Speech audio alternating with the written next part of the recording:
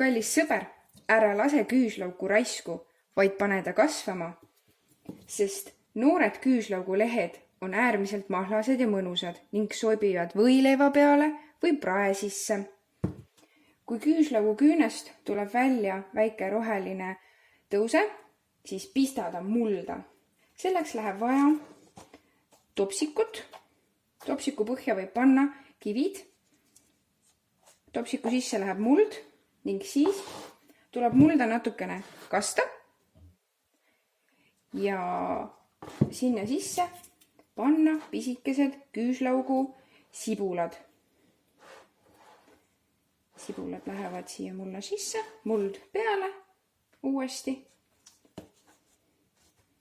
Ning umbes nädala 2 pärast on võimalik nautida mõnusaid küüslaugu lehti.